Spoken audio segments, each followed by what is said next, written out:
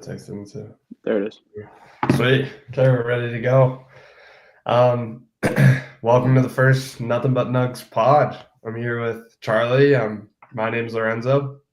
We're both from Denver, grew up in Arvada, and we there's nothing in this life that we love more than basketball and talking about basketball. And so we're excited to just unpack in this pod how things went this past season, different things that we're looking at this offseason as far as changes that should be made and things that bring us excitement, things that we're worried about as fans to our team, and just the outlook moving forward. So excited to bring this podcast to you. Kick it off over to Chuck. Exactly. So with this pod, like Lozo was saying, we're just gonna talk everything Nugs. So we want to hear from you guys. We're gonna try and get you guys. Obviously, in the off season, things are a little bit slower, but we're hoping the Nuggets can make some big moves. Obviously, they need some help around Jokic, so we're gonna try and get you our side of things, our view of things to get you guys educated, and also, like I said, we want to hear from you. So if you have any takes or anything that you want to see, make sure you let us know, and we'll definitely be sure to hit on that. First, we just want to talk about the overall, the way we see the Nuggets season, the ups, the downs. I mean, obviously losing in 7 to OKC, I think everybody expected that, but to get to 7 against how good that OKC team was, I think me and Lozo can both say that was a success. Now seeing how good the Thunder are playing against the Timberwolves, it was a good success to see the boys rally around Adelman and see the way that he commanded the troops, and see a little different of a coaching style between Mike Malone and David Adelman when he just kind of let the troops play, let the 5-6 guys play that he trusted, and I think it worked out for him.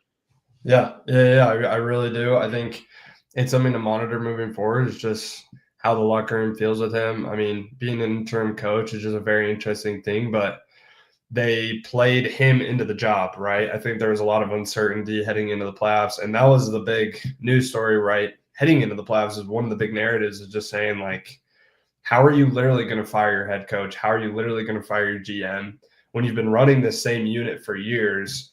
Michael Malone has this awesome continuity with the roster. He understands what's going on.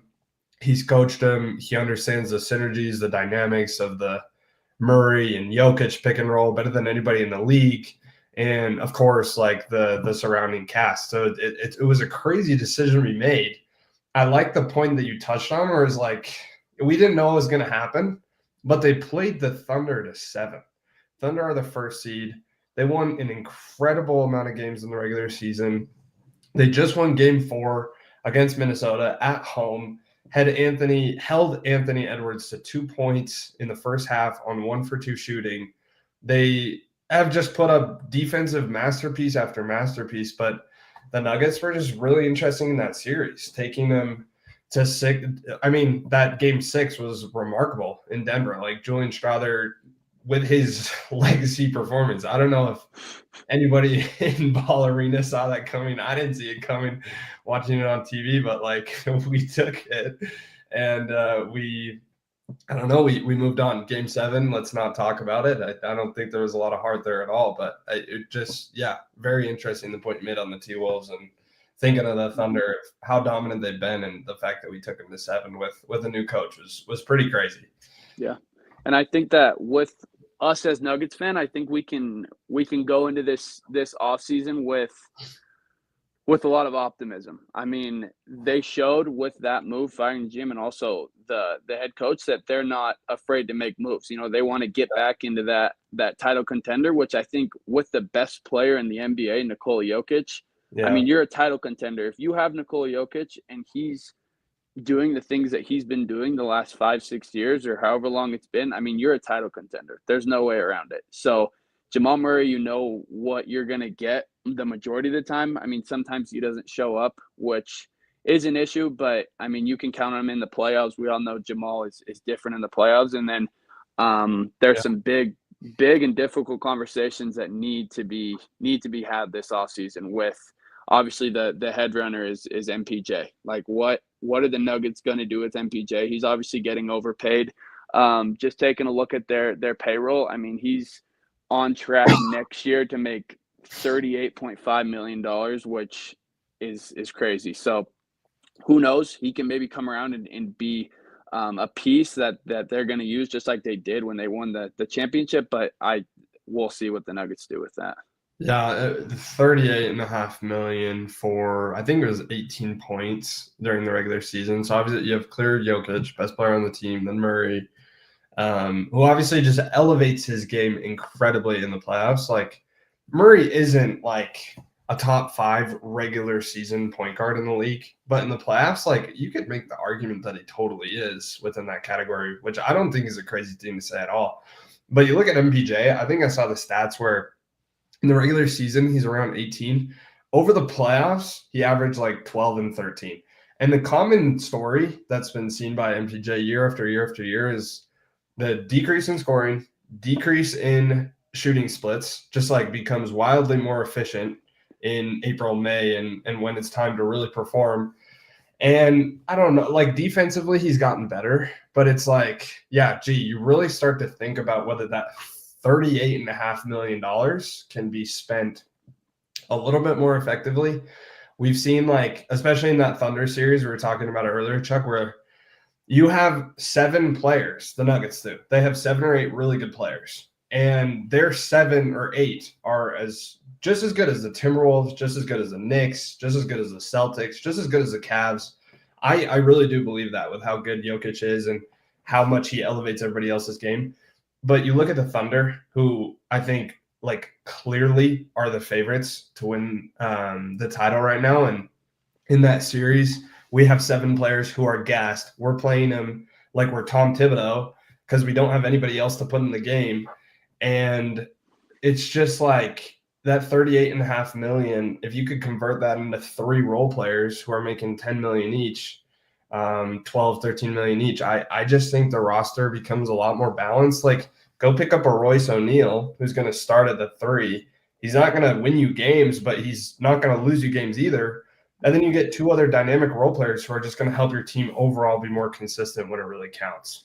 Yeah, and that's exactly what I was thinking. I mean, it's going to be so hard to get a team sold on paying Michael Porter and having that much, I guess, ties to Michael Porter when, like you said, I mean, 3 role players. There's some guys that are getting underpaid in the NBA that, Yeah. I mean, we'll touch on them, but I mean, just an overpay on Michael Porter, and that's not something the Nuggets do typically. They usually spend their money very well. They usually get good production out of the players that they choose to pay, and it's not like Michael Porter's been horrible. But I like the point when you said that are not going to win or lose you games, because you can rely on Jokic, on Murray. You're going to live with them winning or losing you games. You know, those guys are your 2 guys, Yeah. and you're going to live with that. Whatever they choose to do, you're putting the ball in their hands, and you're going to go say make a play. And that's what I mean. You saw Aaron Gordon stepped up huge these playoffs. I think he was kind of like the people, or the guy of the people. I mean, everybody loved Aaron Gordon, and what's not to love about him? He throws his body around. You saw Game 7; he was limping around, could barely walk, but Yeah. he did everything he could to try and do everything he could so the Nuggets could have a chance to win that game. So that showed a lot of heart out of Aaron Gordon that I think they can use as momentum going into the offseason and going into next season as well. Yeah, I completely agree. Like, I would not move Aaron Gordon an inch. Like, he has only become better and better and more dynamic with time as he's connected and improved playing alongside Jokic. Like, MPJ, on the other hand, I just can't fathom the fact. Like, you watch the Nuggets play basketball, the gravity that Nikola just demands from whatever defense that's approaching him is remarkable. If you have half a brain and half a capacity as a 3-point shooter, your shooting splits, especially in the playoffs when it really counts defensively, and those double teams on Jokic are even more intense in April and May than they are in October and November when nobody really cares. You should be shooting even better. Your splits should not be getting worse. And so you look at the roster and just the cap table and how people are getting paid right now. Nicola's locked in. That's just obvious. He's the best player in the world. It's not even close. You got Murray, who elevates his game playoff after playoff. He's making a ton of money. He's going to make 30. He made 36 last year. He's going to make 46 this upcoming year. He's going to be making 50 for the next 3 after that. I think that that's fine. Like, there's been certainly salary inflation in the league right now, and for how well he's been playing in the playoffs consistently at that price point, that's okay. And they won a championship. It's not like we're talking like one of those squads that just haven't been able to put it together yet, like the Rockets, and they're figuring out what they're going to do. They don't have that proof of concept to go off of, but it's like, yeah, you can win a championship with Nikola Jokic and Jamal Murray. And so if you know that, and Aaron Gordon is getting better, the only thing that I'm trying to say is like this is their window. And if they hang on to this MPJ contract that's $40 million and they don't find a better way to generate production out of that, they could be cooked because think about like Russell Westbrook, the value you got out of him for $3.5 million this year. Think about Christian Brown being locked in on a team option for next year as well. He's only going to make $5 million. Eventually, he's going to need to be paid. But it just that we've been talking about it, but the MPJ salary, you can't get around that. It's something that needs to be confronted like immediately by the front office if they're going to get better and start competing again. Yeah. I want to touch on the Russell Westbrook and the Christian Brown piece. I mean, if you were the Nuggets, what would you do with MPJ? What would you do with Christian Brown? What would you do with Russell Westbrook? Guys that, like you said, had huge roles. And last year, you never thought you were going to get that much production out of Russell Westbrook, a guy who's a washed MVP, but showed he was nothing but washed. I mean, there were some layups there that you thought he was going to lose the game. And I mean, thinking back to that 60-point, what was it, 60, 20, and 20 game Jokic had, or something like that, insane that Russell Westbrook, I mean, made a stupid play. But I mean, you live with that. He's Russell Westbrook. He's proven himself. What would you do with those types of guys? The Russell is incredibly interesting. I just wanted to mention this data on Christian Brown. Regular season, he averaged 15 and 5 on 58, 40, and 83 splits. Like remarkable as a shooter. Entered the league at 35% from deep, moved it up at 38, was 40 in the regular season. 40 in the regular season. In the playoffs, 5 attempts per game, 1.5 makes, 30%. Dropping your three-point percentage, 10%. I already made that point. Jokic is getting even more gravity. Your shots should be even more open, and it's just brick after brick after brick. Instead of 15 points, we're looking at a very, very inefficient 12. And, I mean, he upticked his rebounding, and his defense was there. He played incredible against the James Hardens of the world and Norman Powells of the world. He was effectively useless in that first round. And Kawhi Leonard, he does a great job, but it's just – and it's not like he's a rookie. At this point, this is his third year. Like, we just completed year 3 for Christian Brown here in Denver. And so thinking through whether you're going to give – I mean, what do you think his market is? I don't know. I don't want to spitball a number out off the top of my head, but paying him anywhere from 20 to 25 – I don't know how that looks, and I don't think that improves your championship chances moving forward into 2027, 2028, etc. Other than the Russell Westbrook, to put it simply, to put it shortly, I just think he's going to command a higher market. Like, I just think the way that he played, like, there's going to be enough teams that are just close in that like bubble range who need that extra boost off the bench. I think he's got to command more than four or 5 million based on how he played in the playoffs. But I don't know what you think. I think you got to be super careful with what you do with Christian Brown. I mean, he's 24 years old. Yeah, this is year 3, but he showed that he can be sometimes the number 2 option on a very good team. So when Jamal Murray wasn't playing very well, I mean, Christian Brown was always there to get you that offensive rebound. I mean, make the plays that no one really wants to make. So, I mean, you got to be very careful. You can't just low pay him, try and get a good contract on him, because I think he knows what he's worth. And if I were Christian Brown, I think he likes being here in Denver. The fans obviously love him. So pay him what he wants to an extent, but don't turn him off or anything. I mean, listen to him, see what he wants. And honestly, I mean, I think you got to pay him with what he's shown improvement every year. Russell Westbrook, I mean, the news came out today that he's getting surgery. So who knows if teams want to gamble on him? Who knows what the Nuggets are going to be willing to do with him?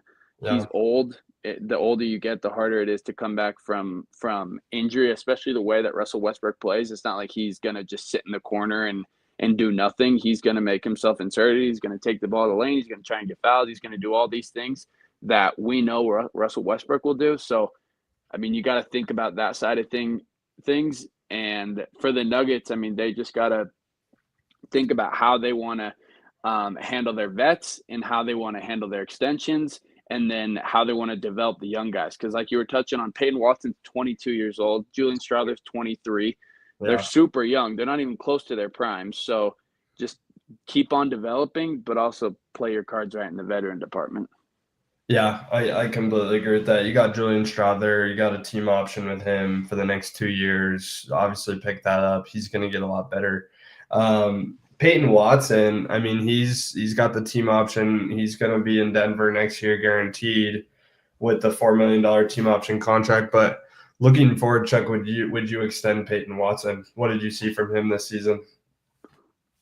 I'd say next year is huge for Peyton Watson because if they move or do anything with Russell Westbrook, if he gets hurt or anything like that, if they move Michael Porter, he's going to have a way bigger role on the team, and which he should. I mean, this is year, I'd want to say 3 of Peyton Watson, and Yeah. he's got to show more. Honestly, he's got to show more. So I don't know if I'd give him that extension quite yet, because of how big this year will be for him. I mean, this is the last year of his contract, so if he can show that he's worth it, then yeah, pay the man. But he's got to average, I don't know, 10, 5, 3 with solid minutes off the benches, limit his turnovers. But I mean, he's shown flashes. He's shown flashes for sure. I mean, it's kind of the Nuggets have their core set.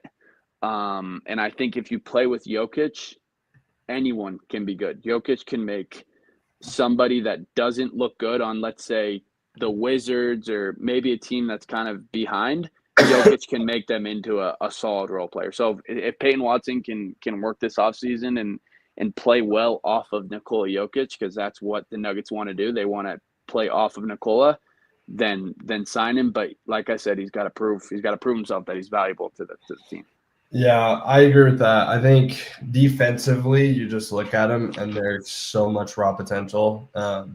In 24 minutes, he averaged a block and a half, a full steal, encouraging improvement as well in the shooting. He was 29.5% a year ago. This year, shot at 35% from deep. I mean, that's only going to get better. He's only going to get more and more confident with the shots he's able to take. And so I agree. I do think that Peyton Watson can take a step, and I think that he can win you a lot of games. I think, yeah, like you said, you just got to be patient. I mean, the front office in Denver was under a lot of fire for a few years ago, losing the Bruce Browns of the world, losing the KCPs of the world, not paying them, and just drafting these guys. And eventually, you just got to step up. Like, we've seen it like in teams like Boston, you have guys that just step up and extend your championship window and make you even more competitive outside of what you're anticipating in your payroll. You look at what Peyton Pritchard has done this year in year 5. Like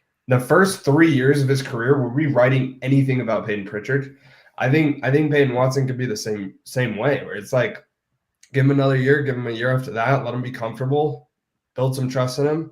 Like that's so many reps, and it's not just reps like Wizards reps, but it's like you're in Denver, you have a championship culture, you have an incredible city behind an amazing team, and it's something to continue to motivate you to get better and better and better as the years go by. And so I agree. I think we're summarizing nicely all these decisions that the Nuggets have ahead of them between MPJ, between Russell Westbrook, between Christian Brown, between Peyton Watson. Looking at the roster, I think those are just the 4 guys that you need to think about. Those are the chess pieces that are able to be moved on the board right now. So it'll be interesting to see. Exactly. And I was just looking, the Denver Nuggets don't have right now, they don't have an NBA draft pick after that playoff exit. So this draft is loaded. I mean, if Super you're loaded. getting a lottery pick, I mean, there's some misses obviously, but almost guarantee that you're going to get someone that's going to contribute to the team. Oh, yeah. Obviously, Cooper Flag, Dylan Harper, Ace Bailey, VJ. I mean, all these guys are solid players. But even Um, just getting into the lottery and, like, taking a shot at, like, Jeremiah Fierce or yeah, just, like, Knuppel, and it's just, like, it's loaded. Last year's yeah, draft was a joke, but this year, there's compelling prospects that can yeah. be developed for sure. And so they have some picks later. They have a first round. I mean, 2026. I mean, they have some drafts, I guess, some picks that they could use to their ability, but with Yeah, not a draft this year, I don't know if they'd be willing to trade any draft picks. I think it'd be players. I think they yeah, might want to go out and maybe find a draft pick, go out and trade with someone that's pretty set, but at least to get into that first round so they could take a swing on someone and get the Christian Browns of the world, I mean, heck, get the Nikola Jokic's of the world, if I dare say that. No one like him, but hit on someone that can bring some type of life to the team. I agree with you. I mean, let's walk through this over the next month. We have the draft on June 25th. For this podcast, we're anticipating a cadence of maybe every 3 weeks, every month here in the off season. During the regular season, we'll be a little bit more consistent with it as changes are more frequent and monumental. But I mean, over the next week, over the next month, you're just thinking about this draft, and I don't know what moves do you make. The one thing I did want to bring up as well was, I mean, take it for what you will. You see it on Twitter, but it's like Kevin Durant to the Nuggets. What are your thoughts on it? I mean, that it'd be crazy. Kevin Durant's an MVP. I don't want to say he causes problems in the locker room. The Suns with Bradley Beal and Devin Booker should have been. I mean, I don't know how good Bradley Beal is anymore, but you think Yeah, about Kevin Durant to the Nuggets. I mean, on paper it doesn't look crazy, and Kevin Durant is still a guy that can give you yeah, 28 points a game. I mean, he can still do the things that he was doing. I think it could work, and I'll say it again. With Nikola Jokic, you can have any. I'm convinced you can have anybody on that roster, and Nikola Jokic will make them better. Rather than inhibiting them, rather than yeah. taking away from their game, Yes, he can make yes, them better. yes. This is the thing where it's like you don't have the riddle that they were trying to solve in Milwaukee for the past 8 or 9 years. I think Giannis is as good as out as anybody. Just looking at his body limit, like losing to the Pacers like that. Obviously, the Pacers have had an incredible run right now. But the thing with Giannis is like, okay, he needs like 4 shooters on the court with him at all times, or it doesn't work because you clog the lane. Joel Embiid, he's not an excellent passer. He's incredibly ball dominant. He commands a ton of space. He needs a ton of shooting around him. It's just like you see players like that. But Jokic, he stretches the floor. He's an instant triple double every time he steps onto the court. He fits seamlessly into whatever roster that you possibly like. I just hope that they understand in that front office. And it would have done a lot of good alleviating the tension between Michael Malone and Calvin Booth in the past few months. But just realize how fortunate you are. Like you're not facing the same roster construction difficulties that half the other teams in the league are. Like you have a path that's genuinely just set out for you to be successful. And all it takes is for you to make a few good decisions. Mm-hmm. Yeah, I mean they just got to keep it simple. Keep Yeah. it simple. Know who they got. Know who they want. You hear a lot of the Ty Jerome rumors. I Yeah. think that'd be great. Ty Jerome is a guy that 6 Man of the Year finalist. I mean, dude's a bucket. If you Yeah. can go out and get Ty Jerome, I mean, go out and get him. But keep it simple. Yeah. Value. Look over your roster. Realize what you got and go and get it. Don't try and make some big move. I mean, you see the Yeah. Mavericks, they got saved by the first overall pick, but if it wasn't for that, I mean, they'd be screwed for the next decade. So don't do anything crazy, Yeah. but know what you got to do. I literally think, Chuck, this is all it is. You take MPJ's contract, get 3 good players, maybe just 2 good players, have one of them be decent at shooting, so your 3-point shooting doesn't fall off a cliff, and you can keep things spaced with the Christian Browns of the world, who very inconsistent from deep, and Russell Westbrooks of the world. And then have another guy who just provides a spark and provides energy. But that's all you need to do right now. I think look at the playoffs right now. I think I just looked at the score. Like the Pacers they're gonna beat the Knicks. And what that means The Pacers, incredibly deep. There's 8 or 9 just incredible contributors on that roster. Minnesota Timberwolves, incredible starting 5. And to have just like people like Nickeil Alexander-Walker off the bench and just go insane like he did yesterday. I think he was 5 for 6 from deep, maybe even better. And the Thunder, it's just like Aaron Wiggins, Cason Wallace, Isaiah Joe, SGA, Alex Caruso. Like they have an infinite amount of guards who just get it done. And what we're seeing, what I'm just trying to say is the Knicks are done. But you look at 3 of the top 4 teams this year who made it to the conference finals. Every single one of them have 9 or 10 incredible contributors on the roster.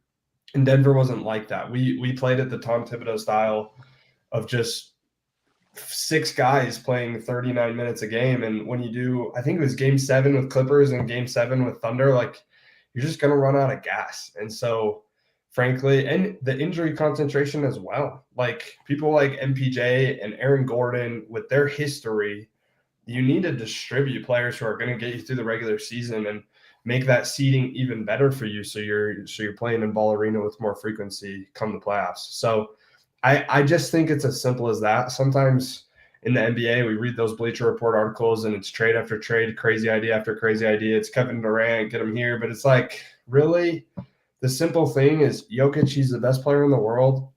Building the roster is easy. Just flip MPJ for a few role players, and you're going to have an incredible team to talk about. Mm-hmm. And that's where, I mean, seeing the NBA in the direction they're going, like the Pacers, if you were to tell me midway through the regular season that the Pacers would be up 3-1 against the Knicks in the Eastern Conference Finals, I would have said you're crazy because you think about the Cavs, you think about the Celtics, you think about, heck, a bunch of teams that you could have said the Magic were in better shape before Jalen Suggs got hurt. So Yeah. you say that and then you look at them and you realize why they're so good. And I think that not that the Nuggets need to do anything crazy because a couple years ago they were holding the Larry O'Brien trophy and they were winning.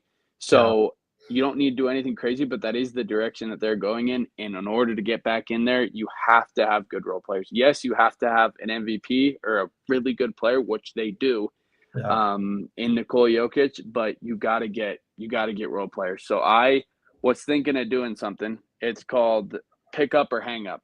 And I want to lay you a couple scenarios. I want to give you a couple situations, and you're the Nuggets. And would you hang up?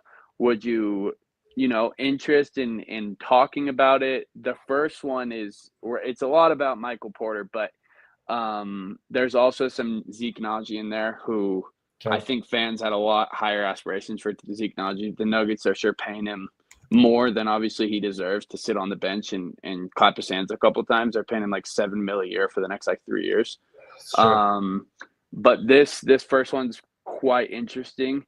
Lonzo Ball. The Nuggets are going to get Lonzo Ball and Kevin Huerter, or some other role plays in the Bulls. The Bulls have some solid players. For Michael Porter, Zeke Naji, and Dario Saric. Wow. How did Kevin Huerter do last year? I mean, the Red Rocket was solid. I mean, he came through for the Bulls. He got off that Kings team, and he definitely made his mark on the Bulls. So it's quite interesting. If they're really that desperate to get rid of Michael Porter, we might be cutting Michael Porter short a little bit because he did have that shoulder issue. But I want to hear where you stand on Michael Porter and how valuable you think he is or he isn't. I mean, I just think about it. Like finally Lonzo's back. He's an incredibly electric player. Like, for sure, it wasn't perfect when he came back last season, but there were enough things there to make it encouraging. And I'm sure that would free up the salary just a little bit. There's still flippable assets. I think I'd push for some extra trade consideration to come in, especially considering the fact that we don't have anything that we're working with this year. And I think the Bulls have done a good job at keeping most of their assets, keeping most of their picks. I don't know that exactly, but I think that's the case. So at least for that reason, I'm thinking about it. What about you? I'd say the same. I think the Nuggets need a backup point guard. I mean, it's interesting that Russell Westbrook was a guy who isn't your traditional point guard. I think the point guards in the NBA are becoming lesser and less valuable, if I dare say. I mean, you look at SGA, who's MVP. I mean, he's incredible, but I think you need some guys that like Jokic. I mean, he can bring the ball up, he can do everything. He's huge. Tyrese Halliburton's a guy who's a traditional point guard, and I think he plays the position very well. He looks to get his whole team involved. And if you're thinking of someone like Lonzo Ball, I mean, back in the day, he was someone who averaged upwards of a pretty high number of assists. So I think if you can have two people who like Jokic, who Yeah. can average in the double figures or at least close to that in assists and try not to turn it over as much. I mean, that's something that you definitely want to look at, because Michael Porter's given you what, 2 assists. I mean, he's not doing anything off the or on the ball. So Yeah. it's something that you need to see, just where your offense, what direction David Adelman wants to push his offense, and what he's willing to do to get it to that point. Yeah, no, makes a ton of sense, and I'm with you. I agree. What's the next one? You said you had another one. The next one is pretty interesting as well. It's with the Nets. I mean, Cameron Johnson was a guy who was on the trade block for a while. Yeah. This one's just a solid swap for swap. I mean, Cam Johnson for Michael Porter. I think the Nets, if I were the Nets, I'd hang that up as quick as possible. But Yeah. I mean, that's Yeah. something that you got to think about for sure as well. I think, yeah, I mean, the Nuggets really don't have picks to, yeah, it's considering how scarce draft capital is right now. I wouldn't think about it. I would just, yeah, I think for both sides, there's just not enough incentive to go there. But if there was a way to bring Cam Johnson to Denver with an Do it. NBA Do double it ASAP. round pick, just bring him, dude. Anybody who can increase their 3-point percentage by 10% in the playoffs and by 5 points is just, with Jokic and with this window that's very tight, is just do it, bro. Do whatever it takes. But Yeah. yeah. So I mean, I think just to close, the Nuggets are a very competent basketball team. The Nuggets are a very solid basketball team. Denver is arguably one of the best sports towns in America. If it wasn't for the Rockies being the worst team in sports history, I mean, Denver would be the place to be, and I believe it still is. So the fans are going to bring it. Nikola Jokic, Jamal Murray, Aaron Gordon, you got your core. Christian Brown, you got your core. Nuggets, go out, make some moves, get the Nuggets fans excited for this upcoming year. Get rid of the guys that they want to see rid of. Take some chances. Let your coaches develop these players into players that can be very good assets for the team. And the Nuggets are going to be right back in that 1, 2, 3 seeds. And Ball Arena is going to be jumping. Yeah, it's true, and there's a lot to look forward to. There's a lot to be excited about. Just the one team, I'll close with this. The OKC Thunder, man, they're not getting any worse. They are so deep. They have so many assets. They played so well. They have the Hartenstein and the Chet duo, and they just have the length and the shooting and the defensive tenacity and the depth to just keep running. And so I'm just saying it's not getting any easier, and you got to think pretty hard about the riddle that we have right now, trying to figure out this MPJ contract and moving forward how we're going to optimize the result. It's a riddle in the NBA. It's like, how can I figure this out with the salary cap considerations and the constraints and the context that I'm placed in? And their current assignment this offseason is MPJ, and so over the next month, we're going to be watching it closely. We'll bring you guys another podcast around the NBA draft. There's going to be a lot to talk about. We're getting really excited. And in the meantime, if there's any other talking points that need to be hit on, then we'll make sure it takes place for you guys. This is a podcast for the people. Appreciate you guys for tuning in. See you guys.